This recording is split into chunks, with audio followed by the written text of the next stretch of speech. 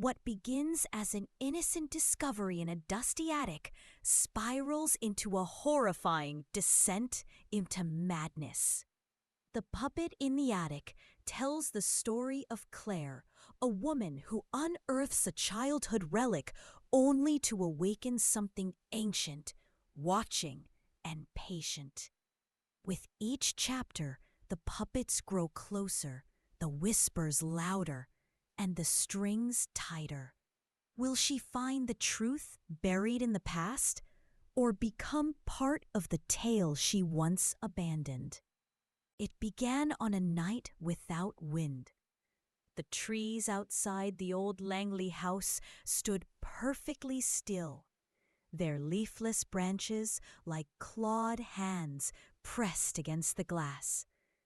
Inside, Claire adjusted the last box on the hallway shelf, then dusted her hands and stared up at the attic door. A square outline in the ceiling, a wooden frame with a frayed rope hanging down like a lifeline to something forgotten. She had only just moved in. Her grandmother's death had left the house empty, and Claire, broke and searching for solitude, had inherited both memories and decay.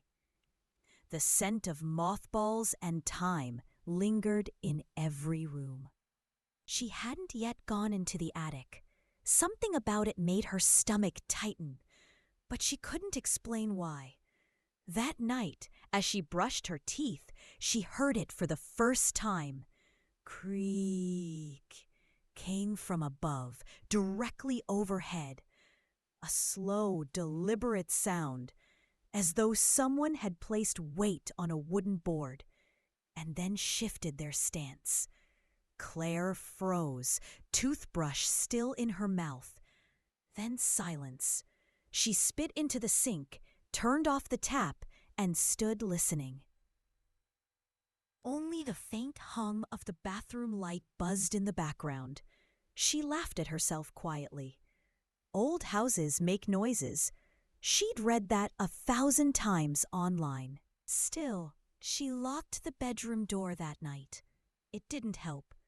At 3:17 a.m., her eyes opened to a new sound, a soft thump, then a scraping, like tiny wooden feet dragging across the floor above. It was faint, but unmistakable. She sat up slowly, heart drumming in her ears. "Hello?" she called out, not sure why. Maybe to convince herself there was no answer. There wasn't. Only that awful silence again. That heavy, watching silence. In the morning, sunlight poured into the living room, and the attic no longer seemed threatening. Just old wood, just forgotten things. Claire fetched a chair, dragged it beneath the attic door, and pulled the rope. The ladder unfolded with a metallic groan, its joints stiff from disuse. A rush of dry, warm air met her face.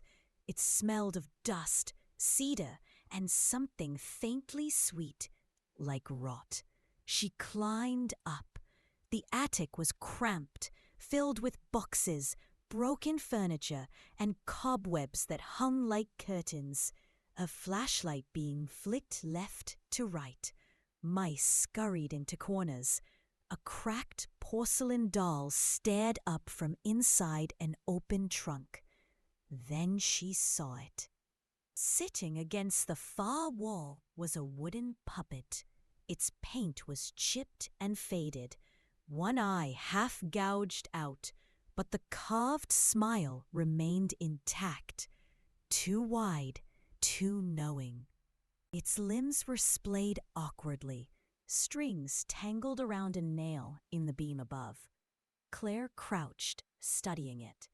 It looked handmade, old, the kind of thing someone's grandfather might have whittled for a child who had no friends. She reached out. The wood was cold. She didn't know why she brought it downstairs.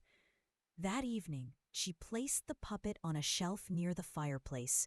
mostly as a joke to herself. A souvenir from the attic. Something harmless. But at 2:41 a.m., the sound returned. Creak. Thump. When she turned on the bedroom light, her breath caught. The puppet sat on the hallway floor, facing her door. She hadn't moved it. "No," she whispered. "Nope." She picked it up with trembling fingers and returned it to the shelf. Maybe it had fallen. Maybe the cat she didn't own had knocked it off. She laughed again, but the sound was too high-pitched, too brittle. She left every light on that night. The next morning, she swore she'd throw it out. When she walked into the living room, it was sitting on the couch, facing the hallway, its head slightly tilted. Claire stepped back, her pulse pounding against her ribs. She hadn't even entered this room since last night. She grabbed the puppet, marched it to the trash bin outside, and threw it in. The lid slammed shut. Her hands wouldn't stop shaking. She made coffee, sat at the kitchen table, and tried to breathe normally. She stared out at the fog that had rolled in. Thick, wet, muffling sound like a pillow over the world. Later, needing fresh air, she walked to the mailbox down the drive. The mist clung to her hair. Something rustled in the bushes behind her, but when she turned, nothing was there. Back inside, she wiped her feet and saw the puppet sitting at the top of the stairs. She dropped the mail. Its wooden head rested against the banister, its legs dangling like dead branches. One hand was outstretched. No, this wasn't possible. She ran outside. The bin was still closed. She lifted the lid. Empty. That night she didn't sleep. Every hour or so, she would get up, walk the house, check the rooms. The puppet stayed in the same spot, unmoving. But at 3:33 a.m., the wind picked up for the first time in days. It howled around the eaves. Windows rattled. A low groaning rose from the pipes or from the walls. She stepped into the hallway. The puppet was gone. She looked left, then right. Behind her, a creak. She turned, heart hammering. It sat by the bathroom door, facing her, smiling. No strings attached. Claire backed away slowly into her bedroom, closed the door, locked it. She leaned against it, tears stinging her eyes. She could hear it now. Movement. A soft scrape of wood against wood. It was pacing back and forth outside the door. Then silence. Until tap. A small knock. Low. Deliberate. She screamed. And from the other side came a voice that wasn't hers. High-pitched, childlike, but wrong. "Let me in." The door stayed shut. She didn't sleep. She didn't open the door. But in the morning, it was inside the room again, sitting at the foot of her bed. Claire didn't move, didn't blink. The puppet stared, and its strings were gone. The morning sun spilled across the floor like a lie. Soft golden light kissed the hardwood and danced through the dust motes, as if to pretend nothing had happened during the long black hours that came before. But Claire Langley knew she hadn't slept. The puppet remained exactly where it had been when she opened her eyes, sitting upright at the foot of her bed, its wooden arms resting gently on its knees, as though patiently waiting for her to wake up. Or maybe her mind had fractured during the night. Slowly, she shifted her legs and let them slide out from under the covers. The floor was cold. She reached down, grabbing the baseboard for support, never letting the puppet out of her sight. 1 step, 2.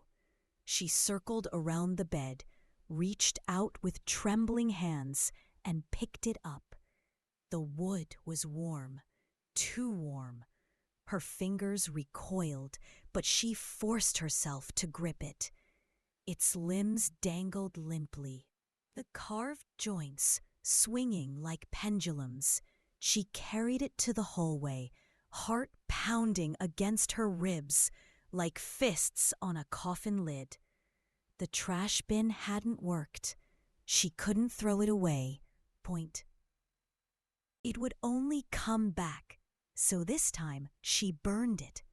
She stepped out into the backyard, the morning mist still clinging to the grass.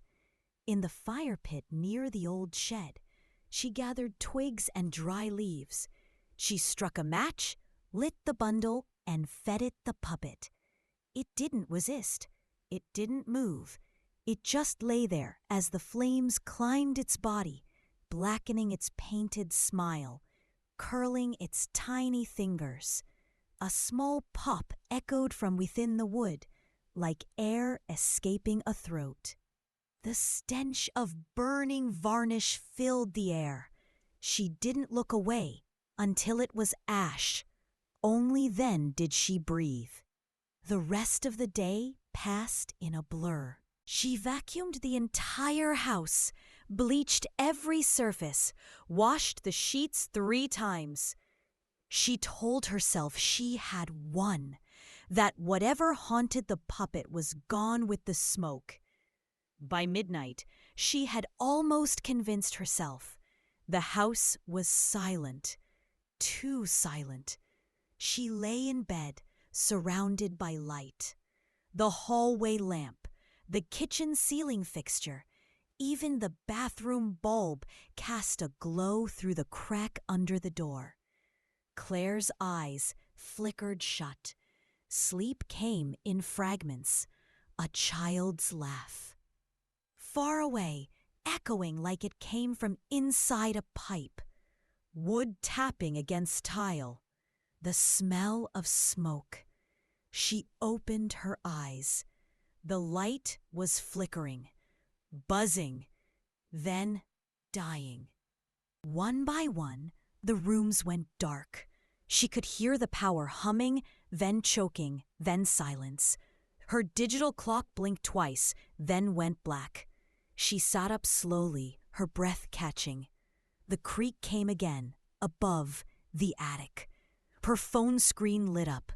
3:14 a.m. She grabbed the flashlight from her nightstand and stepped out into the hallway. The wooden boards groaned beneath her feet. Each step sounded louder than the last. The rope to the attic hatch swung gently. Though the air was perfectly still, she stared at it. No, she wouldn't. But the creaking, it grew louder, rhythmic, like footsteps, small, deliberate, pacing overhead. She pulled the rope. The ladder unfolded, each metal joint letting out a piercing shriek. The beam of the flashlight wavered as she climbed. The attic was the same, and it wasn't. The boxes had shifted. The old trunk had been dragged across the floor. Thin grooves scratched into the wood. And in the center of the attic, where the puppet had once been, strings, dozens of them, hanging from the beams like spiderwebs, some broken, some coiled. Some looped around nails that hadn't been there before. They dangled above a dark stain in the floorboards. Claire moved the light closer. It looked like something had bled, not red, but black, viscous, old. She swallowed hard. A sound behind her made her spin. Nothing. But the strings, they were swaying, moving, as though brushed by invisible hands. She backed toward the ladder. Then she saw it.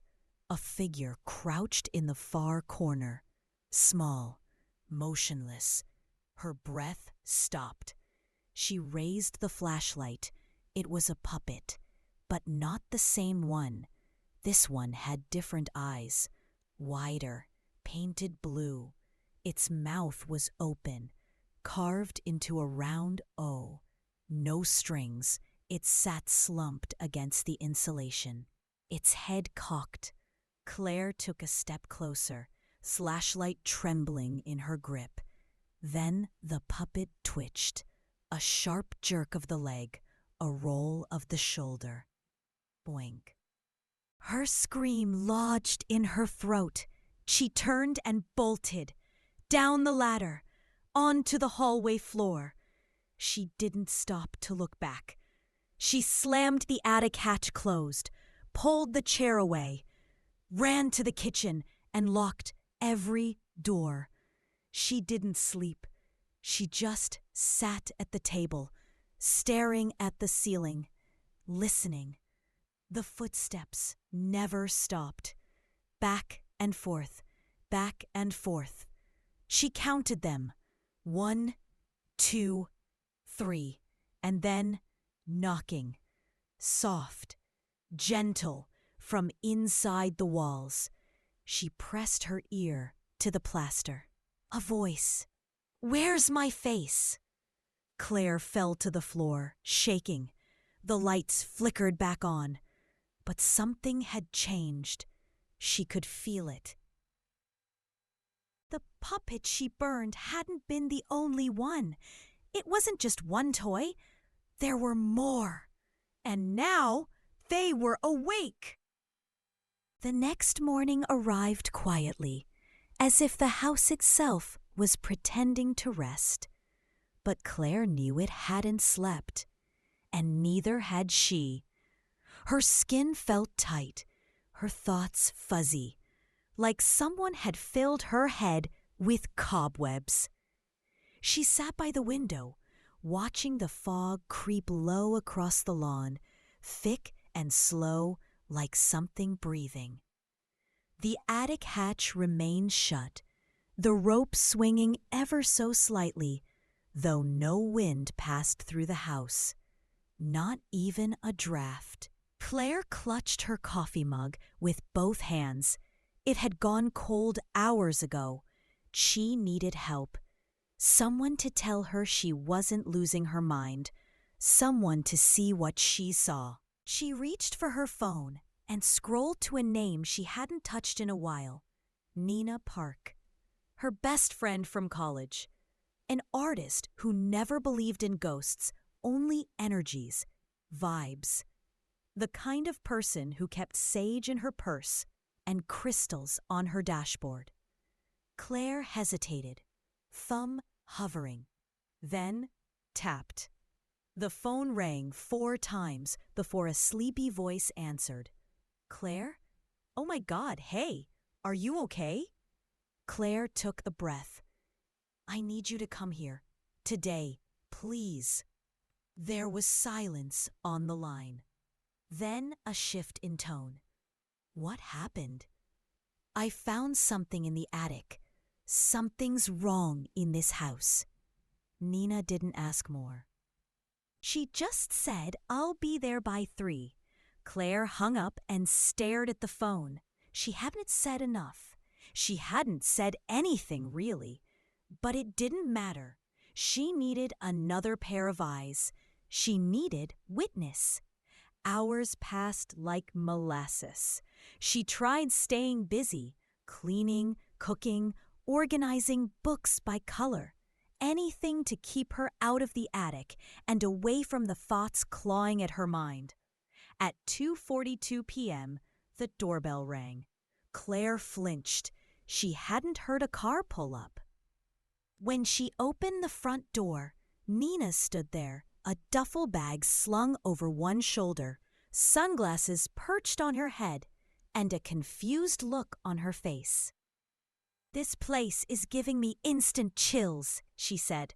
Claire managed a dry laugh. "Yeah, you'll understand why in a minute." Inside, Nina dropped her bag near the couch and looked around. "Still smells like your grandma. kind of sweet and moldy. Claire didn't smile. She led her to the attic ladder. I found something up there. I tried burning it, but it came back. Or another one did. Nina stared at the hatch. Like possessed puppet came back? Claire nodded, without a word. Nina climbed the ladder. Claire followed. The attic was exactly how she had left it. Dim, stale, and far too quiet. The flashlight beam swept across the floor, catching the tangled strings again, now hanging lower, some dragging along the boards. And the puppet with the blue eyes still sat in the corner, head tilted, mouth round as if caught mid-scream. Mina exhaled slowly. Okay, that's definitely cursed, no doubt. Claire pointed to the black stain. Oh, it was never there before. It smells like something rotting. Nina crouched near the puppet, not touching it, just observing. It's not just old. It's wrong. Look at the joints. These were carved by hand, but there are runes. Tiny carvings inside the elbows. And the wood. This isn't pine or oak. It's something older. Claire leaned closer. She hadn't noticed that before. But now, under the flashlight's beam, she saw it. Small symbols etched deep into the grain. Circular, almost alive. She backed away. I want it out of the house. They brought it down together, wrapped in a towel, placed in a locked storage chest in the garage. Nina even taped the lid shut, then scribbled a sigil on the top using a lipstick tube she found in her purse. Temporary fix, she muttered. But I don't like this. I've seen haunted objects before, Claire. Mirrors, old music boxes, weird family photos. But this is different. This thing wants to move. Claire shivered. That night, they stayed in the same room. Claire on the bed, Nina on a sleeping bag next to her, surrounded by a circle of salt and burning sage in a ceramic bowl. The scent was strong, bitter, and somehow didn't reach the hallway. They talked in whispers. Nina told stories of things she'd heard. Dolls that followed people home, paintings that bled, whispers that infected minds like mold. Claire didn't respond. She was listening to the floorboards, to the ceiling, to the walls. It started at 2:50 a.m. The soft scraping sound of wood across tile, then a creak, not from the attic, but from the garage. Claire sat upright. Nina froze mid-sentence. Another creak, then a dragging sound, then a faint tap, tap, tap against the garage door that led into the kitchen. Nina stood up slowly. The chest was locked, right? Claire nodded. They crept toward the hallway. Claire reached for the doorknob, but before she could turn it, knock, knock, knock. 3 slow, even hits. They both jumped back. Claire's voice cracked. Who's there? No answer. Only a voice, faint, like it came from behind a wall. Let us see. The doorknob turned on its own, slowly, smoothly, but the door stayed shut. Claire pressed her weight against it. Nina grabbed a chair and wedged it under the knob. They didn't sleep. By morning, the smell of smoke and rot lingered in every room. The garage door was wide open. The chest was split down the middle. Claw marks etched into the wood, and scattered across the floor were the strings. Dozens of them, some tied into knots, some curled into words. Claire stepped closer. Her breath hitched. On the floor, arranged in pale twine, were 3 words. "We see you." She turned to Nina. But Nina wasn't looking at the words. She was staring into the hallway. Claire followed her gaze. There, standing halfway up the stairs, was the blue-eyed puppet. Not slumped, not sitting, standing, its legs locked, its smile stretching wider than wood should allow. And from the shadows behind it, more eyes opened. The eyes blinked, not all at once, not in rhythm, but slowly, deliberately. One, then another, then a third. Some glowed faintly, yellow-white, like sick candles buried beneath wet leaves. Others were black and empty, not eyes at all, but holes cut into the dark, like mouths that watched. Claire stepped backward, nearly tripping over the salt circle. Nina caught her by the wrist, dragging her into the kitchen and slamming the door behind them. The sound echoed unnaturally, too loud, too final. For a moment, there was only breathing, their own, shallow, trembling. Then came the footsteps, soft, quick, not from one pair of feet, but several. The sound of small wooden heels striking tile, clicking in irregular patterns, like teeth chattering or bones rolling across a cold floor. Claire's voice broke. "They're in the house!"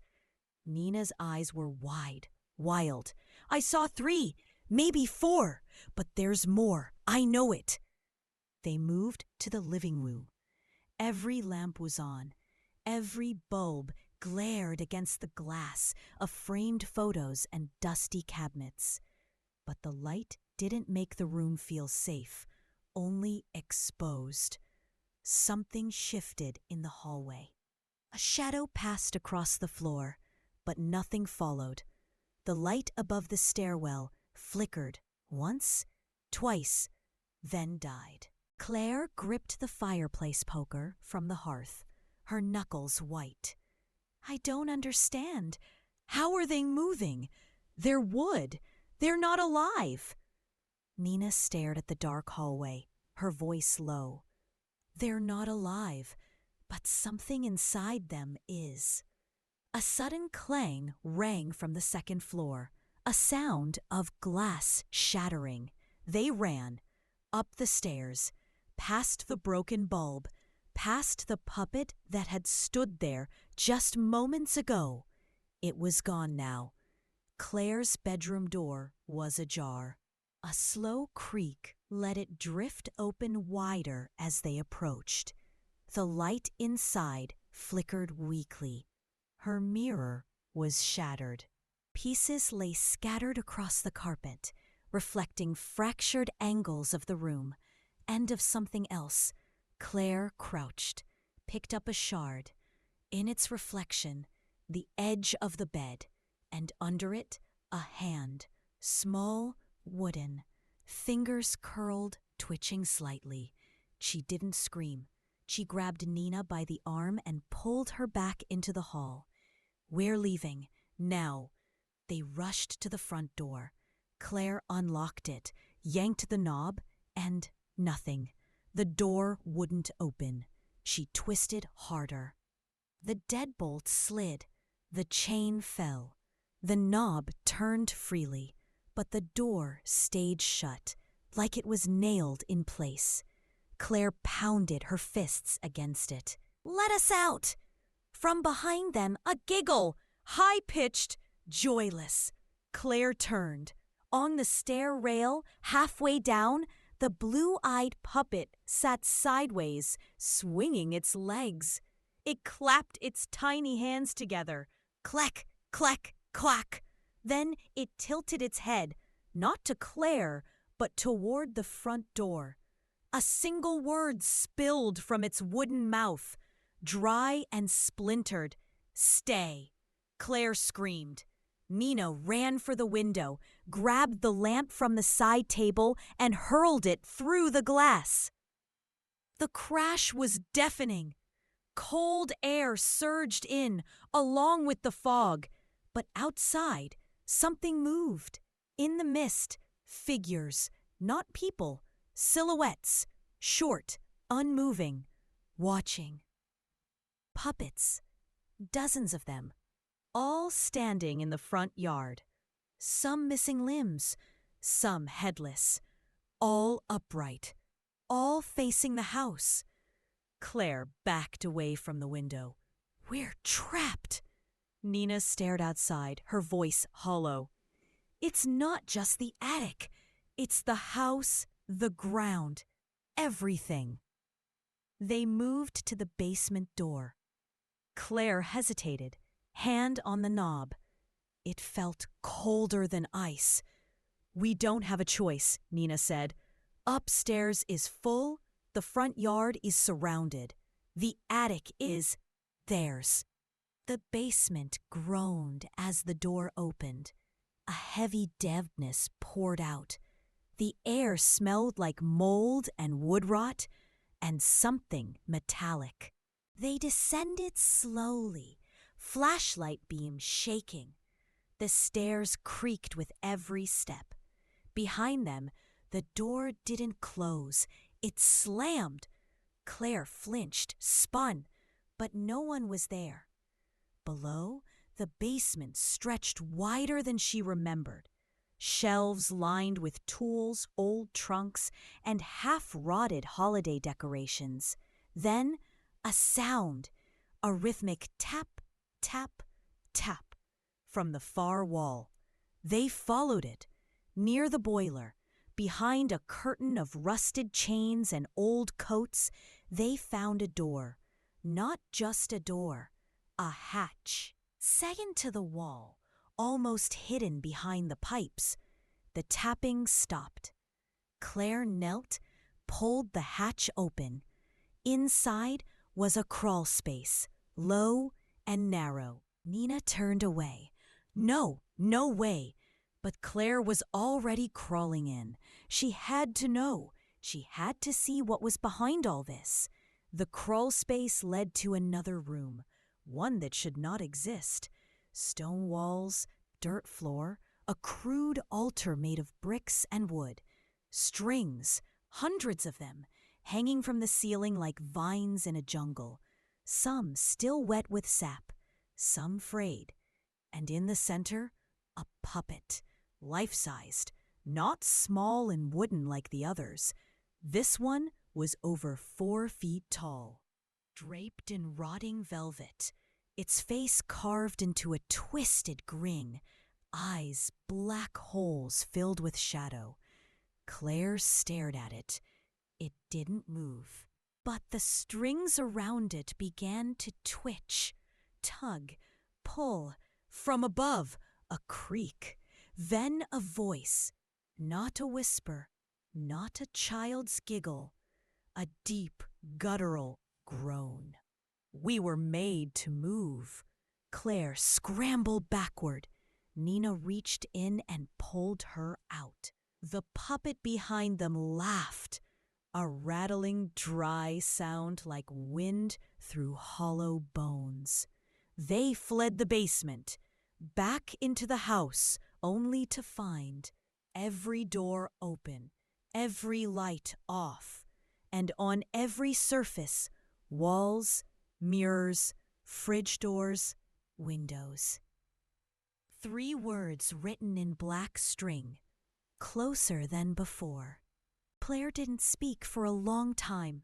Her voice had sunk into her bones, buried beneath the cold realization that there would be no easy escape. No police would believe her. No priest would enter. Whatever was inside this house, it wasn't just haunting it. It was rooted here, growing. She and Nina stood in the center of the living room, surrounded by dozens of black string messages. Closer than before. Some had been scratched across glass in crooked spirals. Others were woven into the fibers of the carpet, looping and twisting like parasites. Claire whispered, "They want us to know. They're not hiding anymore." Nina's face was pale. Space. She gripped the fireplace poker like a weapon, though she looked like she'd forgotten how to breathe. "We should leave. Break a window. Run. Just go." Claire shook her head. "You saw what was outside. The puppets in the yard. Dozens of them, lined up, watching, silent. They don't want us to leave," she said, "but they want something else even more." Mina looked at her. "What?" Claire's answer came from the ceiling above. A sharp knock, followed by another, then another, in perfect rhythm. Knock, knock, knock. The sound of something knocking from the inside of her bedroom. Claire turned slowly toward the stairs. The door had been locked. She remembered twisting the bolt herself, and now it was open. Not wide, just enough to see the shadow behind it. Something was waiting. Claire swallowed hard. "I think it's time I ask them what they want." Nina grabbed her wrist. "No, no you don't. That's not how this works. You don't talk to things like this. You don't invite it in." "I already did," Claire whispered. "The moment I picked up that first puppet, the moment I brought it down from the attic. I invited all of it in." The air was colder on the second floor. The hallway lights flickered above them. The wallpaper near the ceiling had begun to peel, revealing blackened wood beneath. There were scratches on the walls, thin and high, as though made by something small or crawling. Claire stepped into the bedroom. Nothing moved. The lights inside were dead, but moonlight spilled through the window, casting long shadows that stretched across the floor like fingers. The mirror shards still lay scattered. The bed was untouched, and on the floor, a trail of strings. Leading into the walk-in closet, she followed them, each step heavier than the last. Inside the closet, there was nothing but darkness. Her breath clouded the air.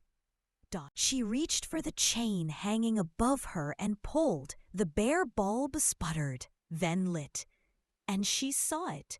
Not a puppet, not this time, but a photo pinned to the back wall. She stepped closer. It was old, sepia-toned, curly at the edges. It showed a group of children, maybe 8 or 9 years old, 5 of them lined up in front of a stone building. None of them were smiling. In the center stood a girl who looked eerily familiar. Sharp eyes, thin mouth, slight tilt of the head. Claire. No, not her, but someone exactly like her. Behind the children were rows of puppets hanging from a makeshift wooden frame, strung up like ornaments, each one different, each one carved by hand. Their faces were blurred, intentionally it seemed, like someone had scratched them out after the photo was taken. Claire's heart thundered in her chest. She reached for the picture, and that's when she heard the whisper, not outside her head, not in her ears, but inside the closet. "We remember you." She spun. Nothing. Only the closet door, slowly swinging shut behind her. She lunged, grabbing it before it slammed. Back in the room, Nina was pacing. Claire held up the photograph. "This isn't just about me finding the puppet. This is older. Somehow, it's connected to my family." Nina took the photo and studied it. Maybe this is where it started. Claire turned toward the window. The fog was thicker now, but something pressed against the glass. A small hand, wooden fingers tapping once, twice. The blue-eyed puppet peered in from the rooftop. Its mouth opened and closed. No sound came out, only the sharp, dry creak of its jaw. Claire pulled the curtain shut, but the tapping continued. Later that night, they nailed the doors closed. Every window was covered. The power still worked, but they kept candles ready. Claire placed the photo on the table and stared at it for hours. Then, sometime after 2 a.m., the lights went out. Instant, total, and the knocking returned, not from one door, but from all of them. The bedroom, the attic, the basement, even the closet. Each knock matched the beat of her pulse. Her blood thumped in her ears. She couldn't tell if she was moving toward the sound or if the sound was moving toward her. Then the bedroom door creaked open again. This time, she didn't move. From the shadows beyond, a figure stepped forward. Not a puppet, not yet. It looked like a person, but only from the waist up. The lower half was wrong. Too stiff, too jointed.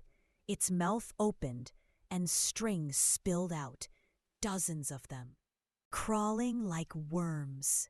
Nina screamed. Claire stood still. The figure took another step and whispered in her voice, "Welcome back." The figure didn't breathe. It stood halfway in shadow, half puppet, half human, swaying slightly, as if trying to remember how to move in a body that wasn't its own. Its face was a distorted mirror of Claire's, but stretched too tight across the skull. The eyes too glassy, too still. Where skin should have been, carved lines cut through the cheeks like old wood. And the strings, they kept pouring from its mouth, slithering across the floor, searching. Nina backed away. Bumping into the coffee table, candles tumbled to the floor, one rolling toward the puppet thing's feet. It didn't flinch. Instead, it tilted its head. An almost childlike gesture. Before speaking again in Claire's voice, "We waited." Claire found her voice. "What are you?" The thing smiled. Its mouth cracked at the edges. "We are what you forgot." Then it stepped forward. Claire grabbed Nina and ran. Through the kitchen, down the hallway. Every light flickered and died as they passed, like the house was exhaling, draining itself of life. The basement door loomed ahead. Claire hesitated, but Nina shoved her forward. "We can't go up. They're waiting there." Claire yanked open the door. The stairs into darkness gaped like a throat. Behind them, the voice called again, softer now. "Come play." They descended. The air grew colder with each step. The walls seemed to press inward. The buzzing in Claire's ears returned. Low, rhythmic, like strings vibrating through bone. Down in the basement, the crawl space hatch was open. Claire's stomach turned. "No," she whispered. "We sealed this." But the hatch lay wide. The chains they'd draped over it now twisted and snapped. Inside, the crawl space glowed faintly. Pale light, unnatural. They crawled in. The light came from candles, dozens of them, lining the hidden chamber beyond. The life-sized puppet still stood on its altar, but it had changed. Its velvet robe was darker now. Its face more defined, and its eyes glistened. Claire stared at it, and it stared back. "You know me," It said. This voice was not hers, not anyone's. It was ancient, splintered. It sounded like trees cracking in a storm. You were the first, it said again. The one that left. Claire stepped forward. What do you mean? The puppet raised a hand. Strings lifted from its fingers, swirling in the air like smoke. Images shimmered in the candlelight. Flashbacks. Children in a circle. Wooden limbs. A young girl, blonde, wide-eyed, standing outside the attic hatch, holding a puppet. Claire gasped. It was her. Or not quite a memory. Or a warning. You played with us, the puppet said. You fed us stories. You gave us names. And then you forgot. You grew up. Nina pulled Claire back. This is a lie, she hissed. They're trying to confuse you. But Claire couldn't look away. More strings unraveled, floating like veins. One coiled around her wrist, cold, soft as silk. And she remembered, not everything, but enough. She'd been here before. Long ago. Summers spent at her grandmother's house, alone for hours. She'd played in the attic, made up voices for dolls, built stories in her mind. But one summer, she'd found something in a trunk.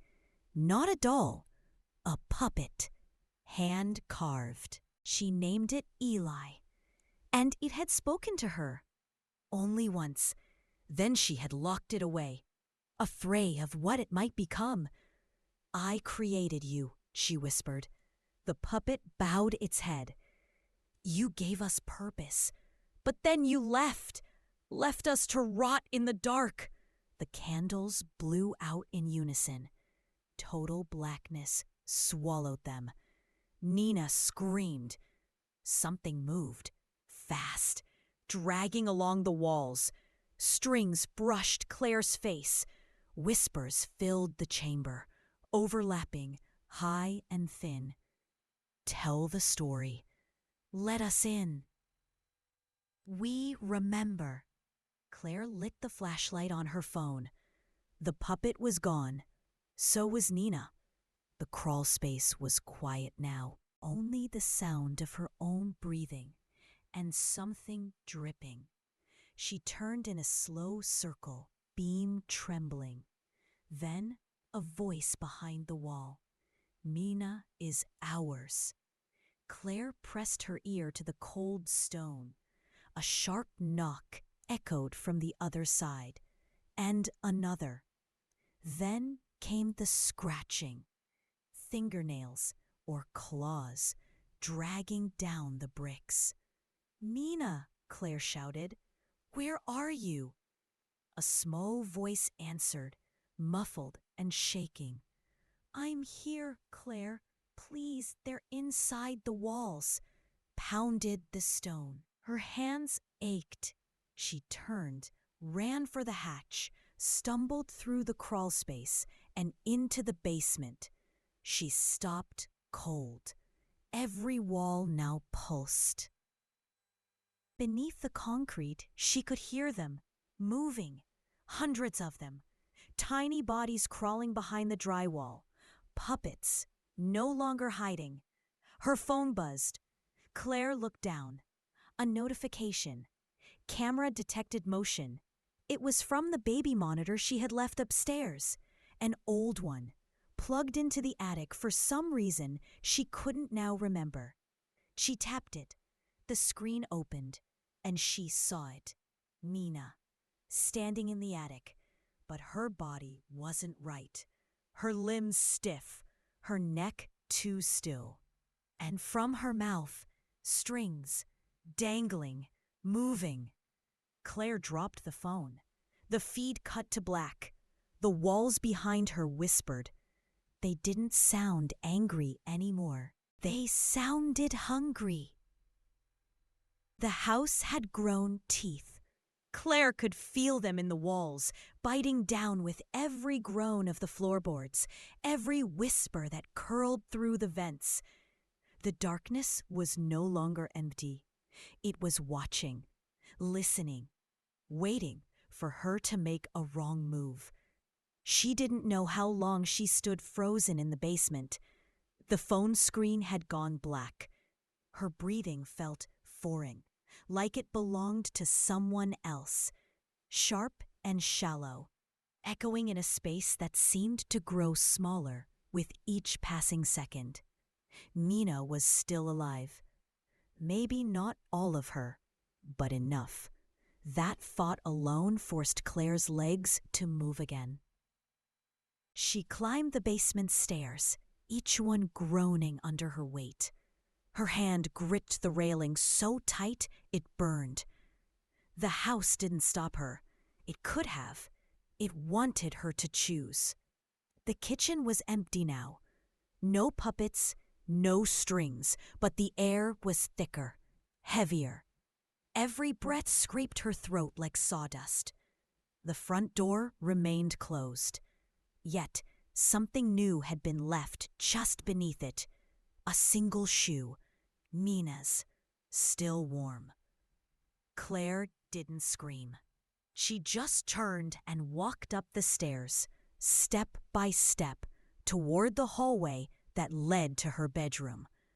The light at the end flickered, casting long shadows that shifted in strange directions. One moved across the wall and then stopped halfway, frozen. Claire turned the corner. Her bedroom door was open. Inside, the lamp on the nightstand glowed dimly, casting a weak circle of yellow light over the floor. And sitting there, on the edge of the bed, was the blue-eyed puppet. Its legs dangled, its hands rested in its lap. It didn't move. It didn't have to. Claire stepped inside.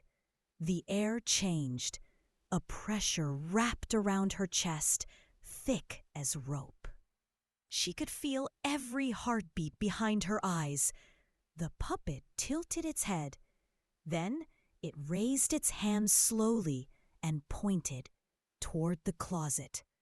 Claire's voice cracked. "Nina?" No answer. She moved to the closet, every inch of her body trembling. Her hand brushed the knob. She paused, listened, and then she heard it, breathing, slow, wet, struggling. She pulled the door open. At first, she saw nothing but darkness. Then, her eyes adjusted. Nina was curled into the far corner, her back pressed against the wall, strings wrapped around her arms, her neck, her ankles, embedded into her skin like veins. Her eyes were open, wide, unblinking. Claire rushed forward. "Nina, I'm here. I'm getting you out." Nina blinked once. Then her mouth opened, and a voice came out. But it wasn't hers. "She's sleeping," Claire recoiled. Nina's head turned too far, the joints in her neck popping with the motion. One of the strings twitched. "She dreamed us," the voice said. "And you kept us alive." Claire backed out of the closet. The blue-eyed puppet was still on the bed, but now it was standing.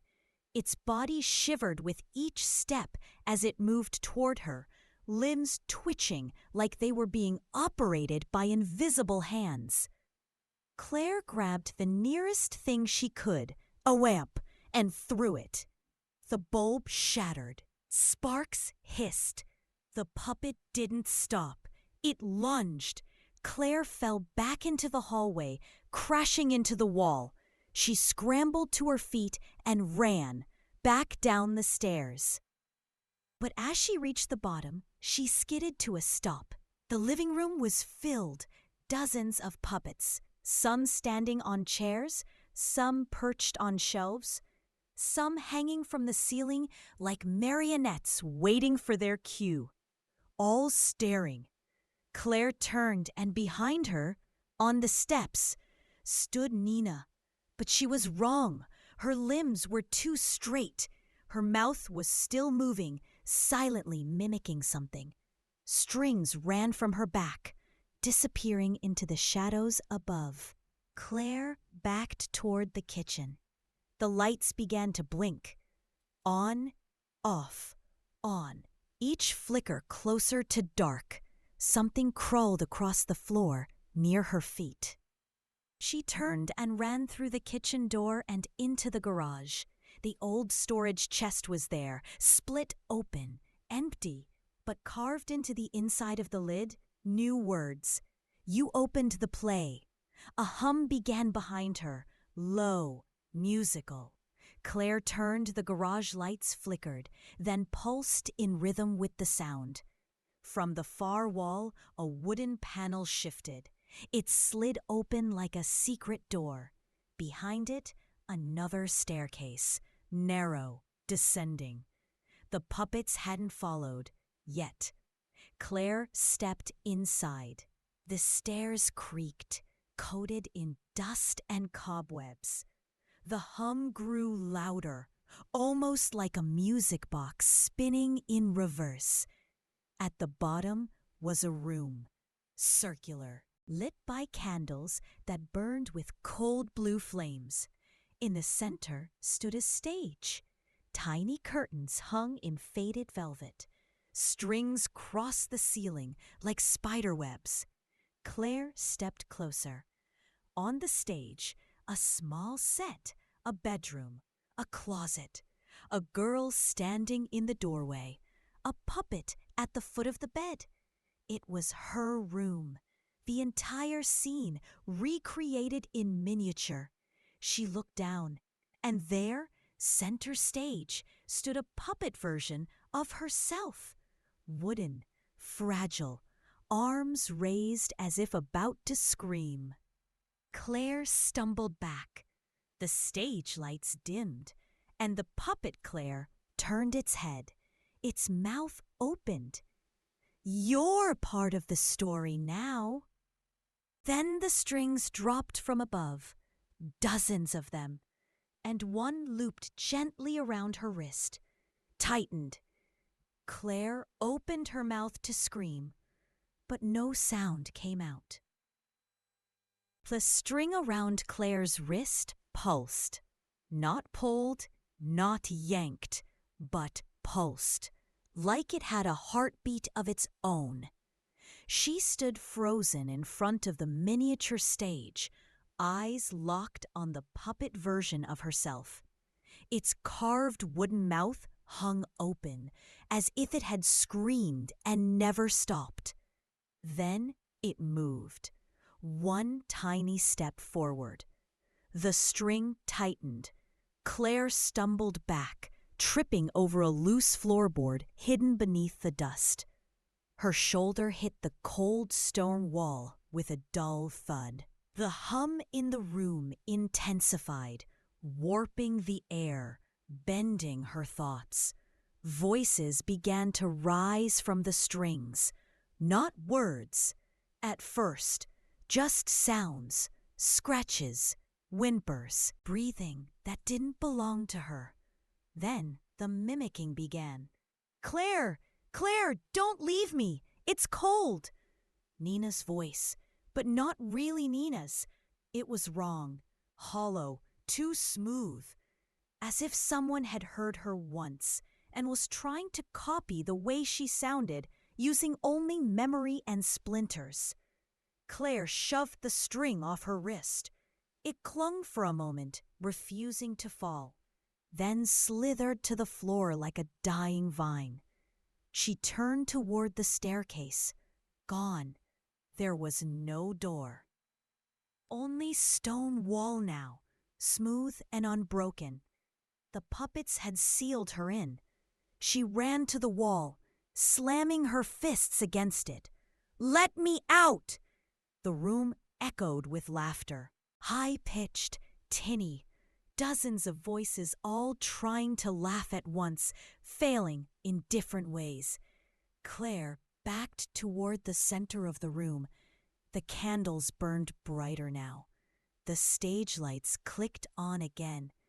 The puppet of Claire had been replaced. It was Mina, but not Mina as Claire remembered her. This puppet version twitched, convulsed, then straightened with a snap. Its head rolled too far to the side. The eyes were painted too large, and the mouth, it began to move. "You left me." Claire shook her head. "I didn't. I came back for you. I came back." The puppet paused, then opened its mouth wider. Another voice emerged, this time her grandmother. Soft, tired. "Claire, you used to love stories. You used to believe in magic." Claire's breath caught in her throat. She hadn't heard that voice in years. The puppet took a step forward. "You forgot us. You buried us. But we remember. We always do." The walls around her began to shift. They creaked and stretched, revealing glimpses into other rooms. Not real ones, but twisted versions of them. A childhood bedroom with walls scribbled in crayon. A hallway with picture frames that bled. A kitchen where the stove breathed like lungs. From one opening, she saw her younger self sitting on the floor, whispering to a puppet. Her lips moved silently. Strings hung from the ceiling like curtains. The child looked up and locked eyes with Claire. "You stopped telling stories," the child whispered. "So we told them for you." Claire screamed. The walls closed again. The voices vanished. Only the hum remained. Claire dropped to her knees, clutching her head. "This isn't real. It isn't real." The puppet Nina stepped off the stage. It grew taller with each step. By the time it reached her, it was full-sized. Her best friend's face, carved into wood, smiling too wide. Claire tried to run, but the floor beneath her shifted. Splinters broke through the tiles, rising like ribs, wrapping around her legs. The puppet bent down, face to face. Its wooden mouth moved again. "Let us inside." Claire bit down on her fear. She grabbed a piece of broken stage light beside her, sharp, jagged, and slashed the string nearest her foot. It snapped with a shriek, like a baby crying underwater. The puppet recoiled. Claire cut another, and another. The floor trembled. She turned toward the far wall and sprinted. The stone cracked under her steps, shattering into splinters of black wood. With every cut string, the chamber moaned. Something above was breaking. The ceiling trembled, then split open. A hatch, real or close enough. Claire lunged upward, catching the edge of the wood, dragging herself into the narrow shaft. She didn't look back, not even when the voices screamed her name in chorus. She crawled, for minutes, maybe hours, until she emerged in the attic, the real attic. Night had fallen again. The fog outside pressed against the windows like a blanket. The room was quiet, too quiet. Claire stood, every bone aching. In the corner, a single puppet remained. Different from the others, smaller. Its eyes were blank, and on its chest, carved deep into the wood, was a single word: tell. Claire stared. Then, in the silence, a whisper behind her, her own voice. But not the ending yet, right? The attic felt different now. Not just haunted, alive. Claire stood perfectly still beneath the slanted ceiling, listening. The rafters no longer creaked from old age. They breathed, slow and shallow, like lungs that had never been meant to inhale air. Only memory. The puppet with the word tell carved into its chest sat in the corner, legs stretched out, one hand raised as if offering something unseen. It didn't move, but Claire could feel its attention, heavy and suffocating. She didn't speak, not yet. She moved toward the far window. Outside, the fog had thickened. It wasn't blanketing the house anymore. It wrapped it. ... Pressed against the walls, as if the world had been folded in on itself. She pressed her fingers to the glass, cold but not wet. On the other side, shadows stood still, dozens of them, unmoving, watching. Their silhouettes were wrong, too thin, too jointed, with heads tilted just enough to be inhuman. Behind her, the floor gave a long, wheezing sigh. Claire turned slowly. The puppet was gone. The word tell remained, scratched into the floorboards where it had sat. Strings descended from the beams above, swaying gently. Some hung in loops, others tangled like veins. As she stepped beneath them, her skin prickled. The air vibrated softly. ... Not a sound exactly, but a hum deep beneath the floor. A rhythm, a heartbeat, her own, mimicked perfectly. She passed the old rocking chair, still turned toward the center of the room, and found what she hadn't wanted to find: the mirror. She didn't remember bringing it up, but there it was, tall and cracked, frame rotted with age, its surface smudged with fingerprints too small to be hers. Claire stepped closer. The reflection was off.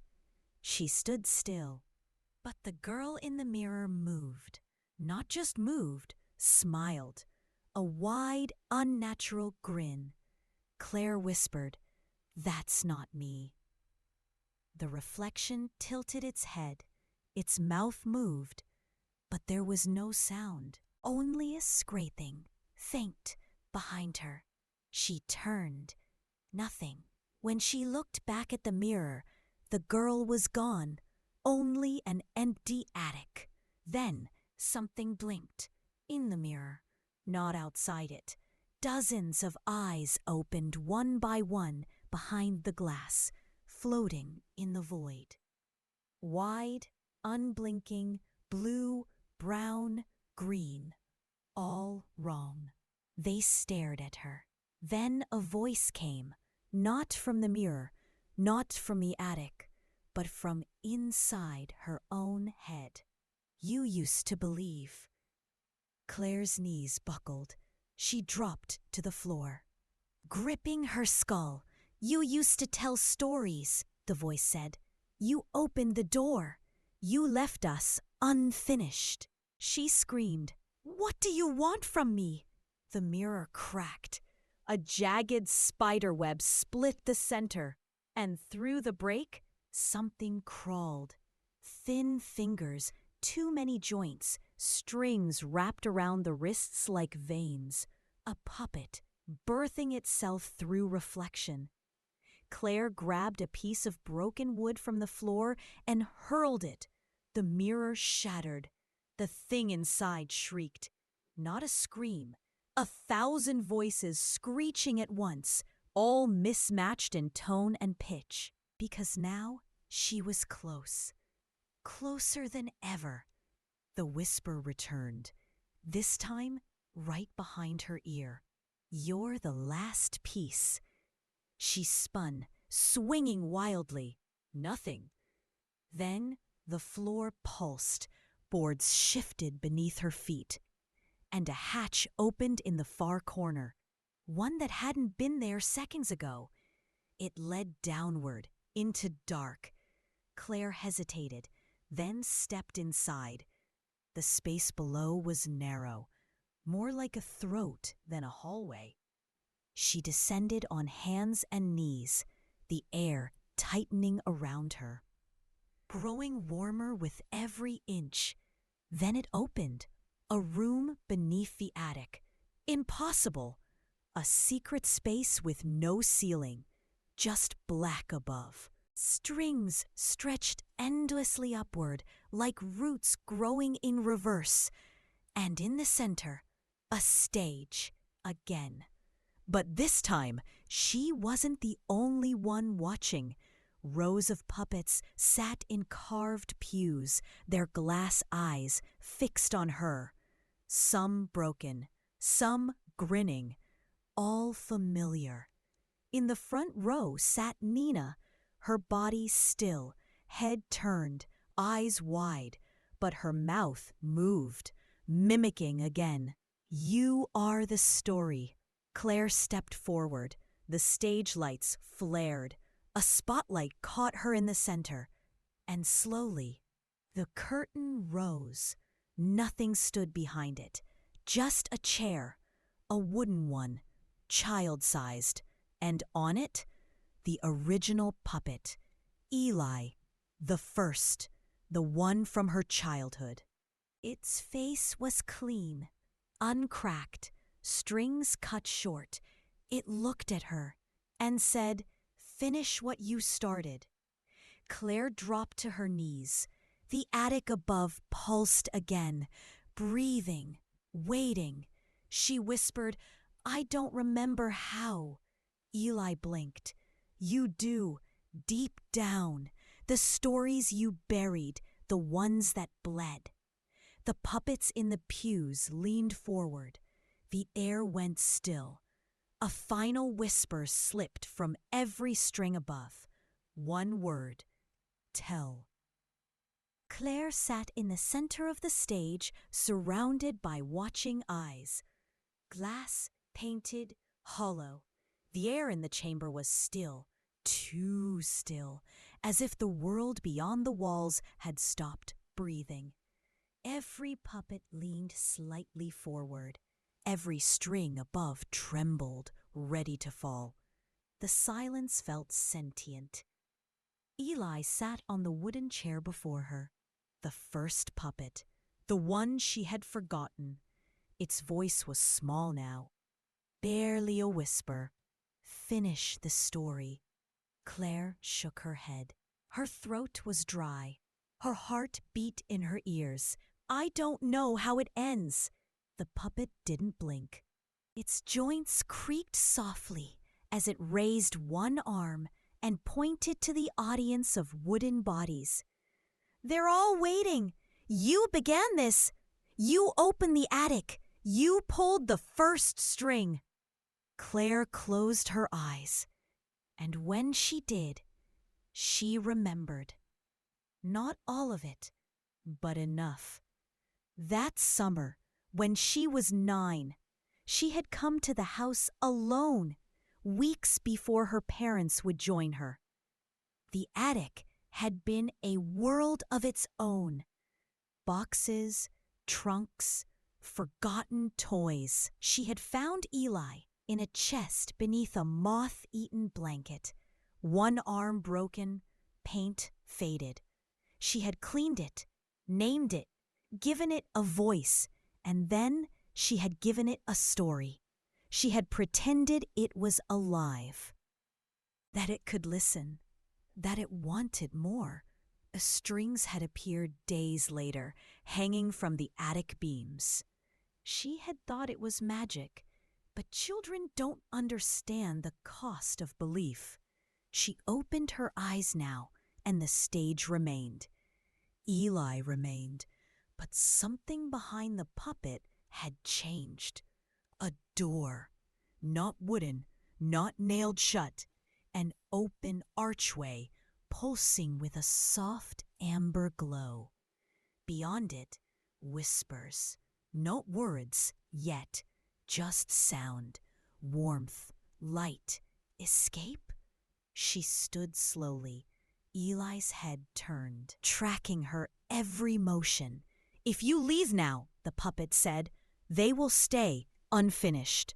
The puppets in the pews began to rise, one by one.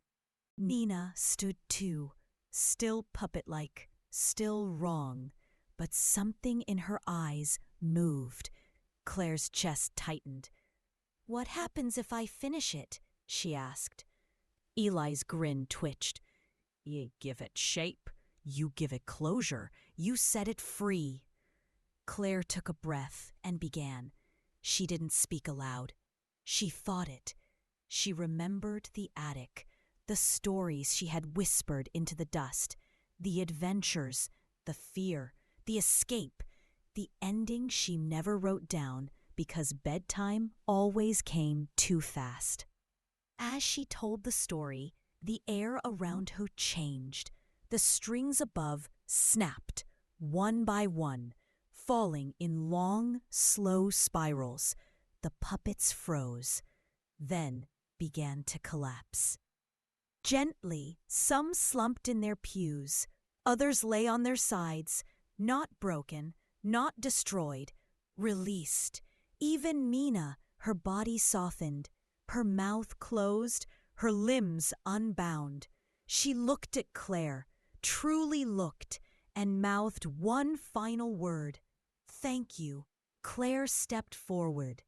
Only Eli remained now, still seated, still staring. Its body stiffened as the last thread fell from above. A final breath escaped its mouth, if it had one. "You remembered us," it said. And then it unraveled, not shattered, not burned. The wood came apart like cloth, like paper, folding in on itself, becoming nothing. Claire stood alone. The door behind the stage widened. The amber light spilled through. She walked toward it. The puppets didn't follow. There was no whisper now, no creak, no footsteps, just silence. She stepped through the arch and emerged in the attic. The real one. The morning sun cut through the fog. Outside, the sky was blue, still. No puppets waited in the yard. She looked around. The attic was empty. No strings, no dust. Just a single old trunk near the window. Claire opened it. Inside, nothing but cloth. Faded, harmless. She smiled. Weakly, she descended the ladder and entered the hallway. Everything was warm. Light poured in through the windows. No eyes, no voices. She made it to the front door. It opened easily. Outside, the wind moved through the trees, alive, normal. She stood on the porch, eyes stinging, heart pounding. Behind her, the house creaked, but only once, and not from above, just the wood settling. She stepped off the porch, one foot into grass, one step into freedom. And far behind her, in the attic she left behind, a single word scratched into the floorboards remained. Told.